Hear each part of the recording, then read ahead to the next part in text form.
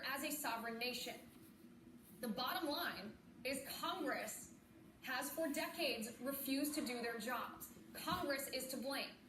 Democrats have demonstrated they're terrible people who don't care about their constituents and are willing to literally watch people be killed by drugs and illegals rather than secure our border.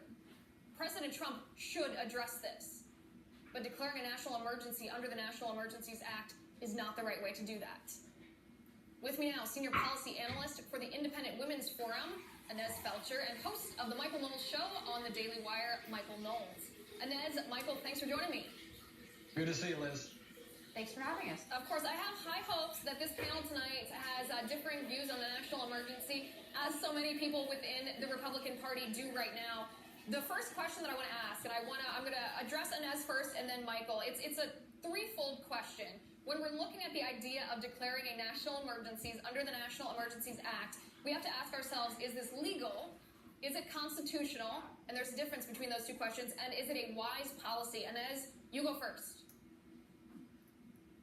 I think that the president has a reasonably strong argument under statutes to address your first part of your question. He's a reasonably strong statutory argument that he has this power, but he seriously undermined that argument by signing this bill today, which puts explicit limitations on his ability to build border fencing, limits it to a very specific section of the Texas border, and requires that they get local permission, and those are a bunch of very left-leaning towns along that border. So he undermined his own statutory argument by signing this bill today.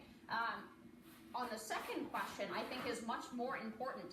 I think that there is some kind of deep violation of the spirit of separation of powers here. We're essentially flipping the role of Congress and the president. And what I mean by that is that this sets a precedent where the president can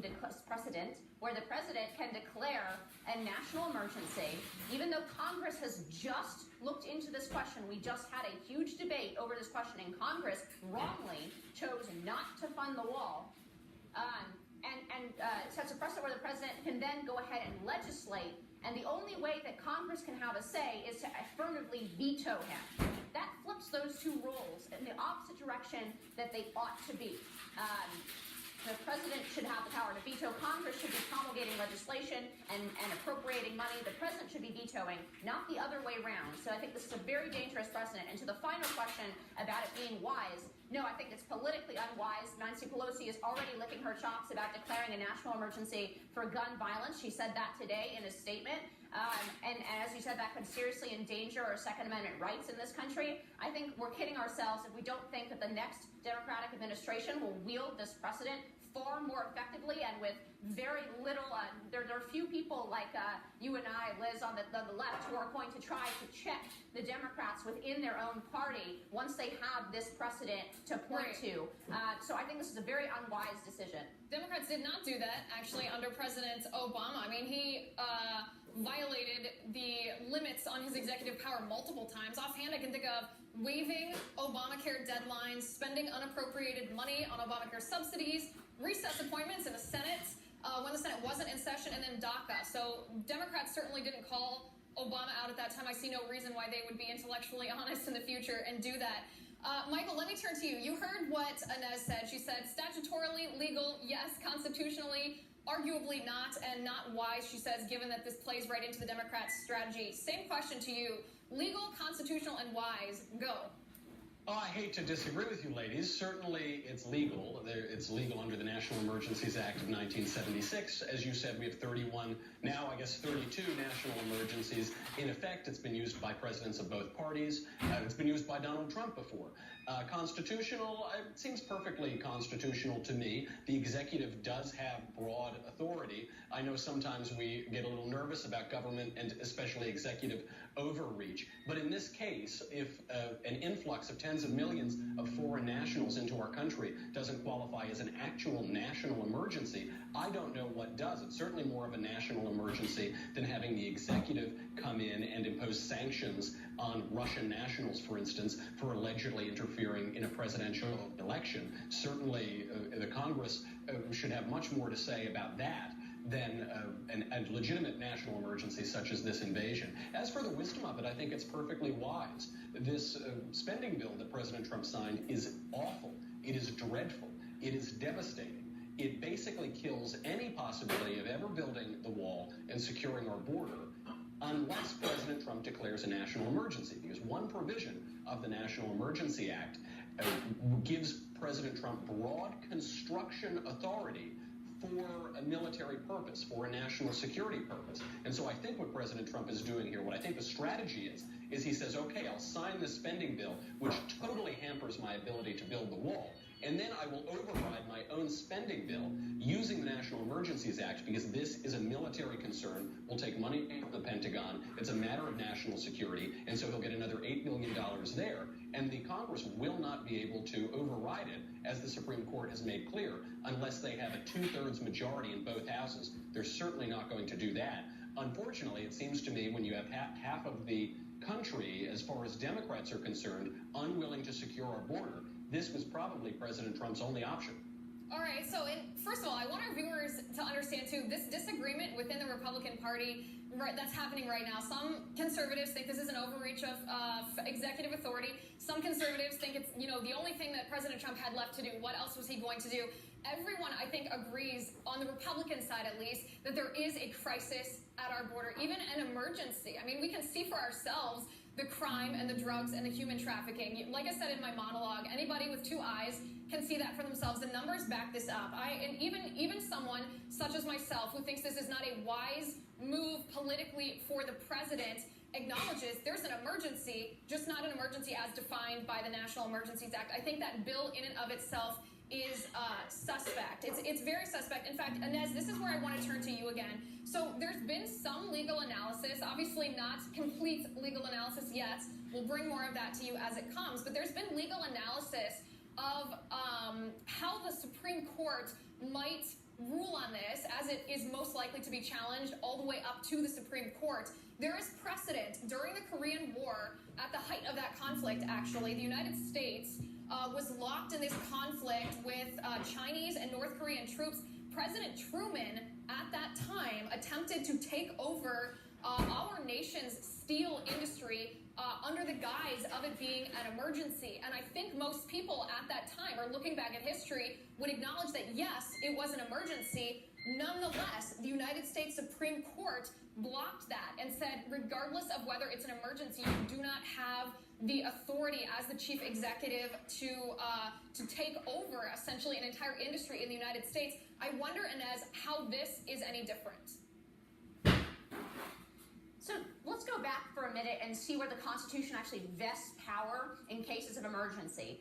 It's pretty clear that our Constitution actually vests power in Congress to deal with emergencies, and then Congress has delegated through statute to the president because, as we all recognize, Congress is a much slower branch than the president. So the purpose of these kinds of statutes, like the National Emergencies Act and others, the purpose of these kinds of statutes is to allow the president to act in an emergency faster than Congress would be able to. It's not to circumvent what Congress wants to do in terms of policy. So the case you're referring to is Youngstown Cheaton 2, back in the 40s under President Truman, is when he seized the steel mills. And actually there were a lot of domestic reasons for that. It was kind of the same sort of situation where it was a domestic dispute over whether or not it was about the price of steel. We'll go into that. But so it had a national security component, but it was fundamentally a domestic policy issue, just like the case in front of us today. And in fact, the court said that Truman did not have this power, especially because he did not have the implied or express consent of Congress. Implied is important there. I think there's a very strong argument here to say that the will of Congress, implied by the fact that they directly considered this question for the last month, they've been directly considering the question of funding the wall, and they have determined, wrongly, as you and I believe, and I'm sure Michael believes too, wrongly determined that they do not want to fund this wall. Nevertheless, that is their power as Congress. To use this declaration, it's not actually, I don't actually quibble too much with the idea that this could be a declared emergency. The question is whether that emergency would give him the power to circumvent the implied will of Congress, which has already considered this particular policy question and has decided differently from the president.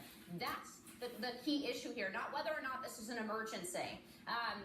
Because I know colloquially for sure, as you said, anyone with two eyes can say this is a crisis. This is certainly much more, quote unquote, important than many of the issues where emergencies have been declared in the past. But those emergencies were not followed up by the president taking an action contrary to something that Congress has already considered. That's the danger here. And as I said in the beginning, it flips the role of legislative and executive in a way that Democrats are going to take advantage of way, way, way better than Republicans ever will. I think this sets a very dangerous precedent. Right, and perhaps Democrats would take advantage of it more in the future than Republicans even would, because Republicans have a conscience, and Democrats have demonstrated over the course of this entire debate on border security that they have no conscience whatsoever when it comes to putting politics higher on their priority list than the safety and security of the American people, because we can see it. American people are being harmed by this influx of illegal immigrants. It's not anti-immigrant, it's illegal immigration, cartels, traffickers, and criminals who are exploiting the vulnerability at the border to come in and take advantage of vulnerable Americans. Michael, you heard what Inez said. She said that, this statute was not intended to circumvent Congress. It was intended for the chief executive to be able to have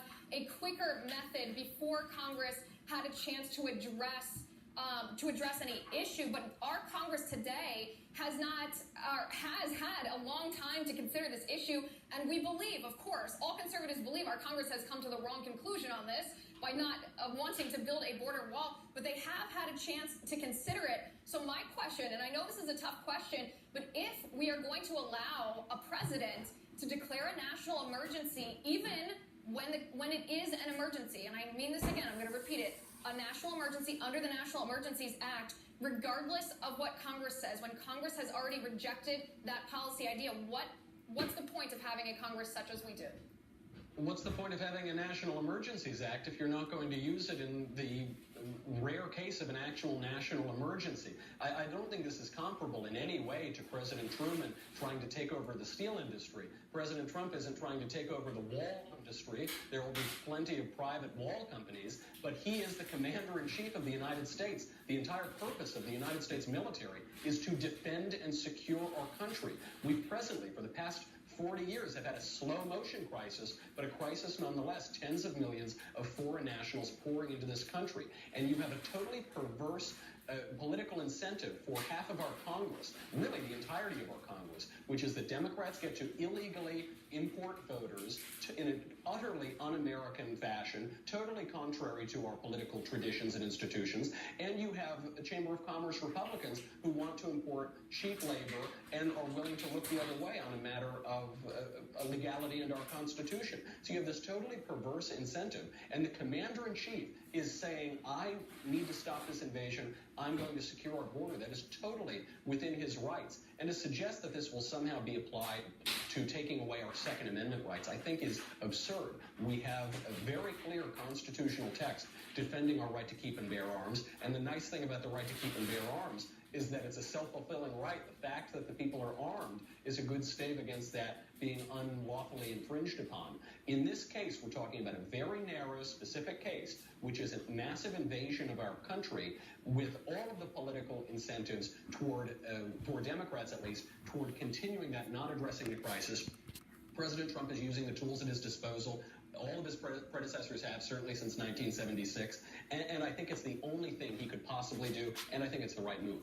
Well, there you have it. This discussion today encapsulates, I think, the views across the spectrum of conservatives, across the spectrum of the Republican Party. And to be honest, I really like that the Republican Party, in some ways, seems to be going back to original political debates, meaning we aren't like the Democrats. We don't have to walk in 100% ideological lockstep at the risk of being expelled from our party, like Nancy Pelosi and Chuck Schumer. That's how they treat Democrats, treat members of their parties. We, Republicans as a whole,